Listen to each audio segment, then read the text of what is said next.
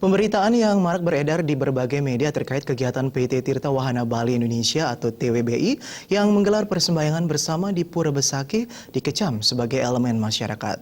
Bahkan oknum parisada yang terlibat dinyatakan tidak paham dengan ajaran agama Hindu.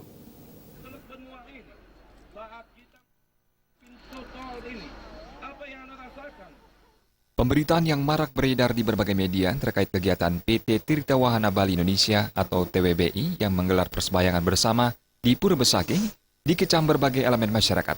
Bahkan, oknum parisada yang terlibat dinyatakan tidak paham dengan ajaran agama Hindu.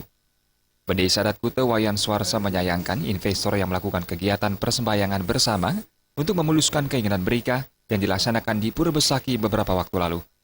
Bahkan oknum parisada yang tampak memfasilitasi upacara tersebut dikecam dan dinyatakan tidak mengerti dengan ajaran agamanya sendiri. Wayan Swarsa menegaskan bagaimana upacara tersebut bisa disampaikan, sementara orang yang memohon memiliki keyakinan yang berbeda dan tidak mengerti dengan keyakinan Hindu. Apalagi melakukan rangkaian kegiatan tersebut di Pura Besar yang merupakan sungsungan umat sejagat Bali dan Nusantara.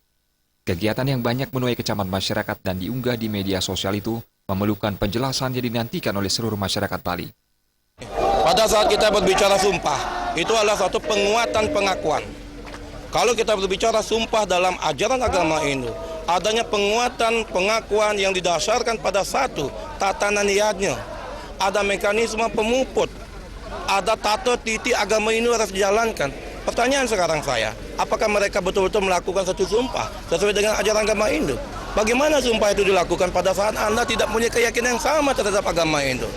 Kalau ini sampai betul-betul ada satu sumpah yang dinyatakan di dalam Pura Besaki, bagi kami, tokoh-tokoh Bali yang ada di parisada sangat-sangat tidak memahami ajaran Hindu. Ditambahkan Swarsa, aksi penolakan rencana reklamasi Teluk Benoa dari berbagai komponen masyarakat dan desa adat selalu memegang aturan dan melakukannya dengan tertib. Swarsa dan seluruh masyarakat Bali berharap rencana reklamasi dibatalkan demi menjaga kelestarian alam lingkungan Bali. Pratnya Paramita dan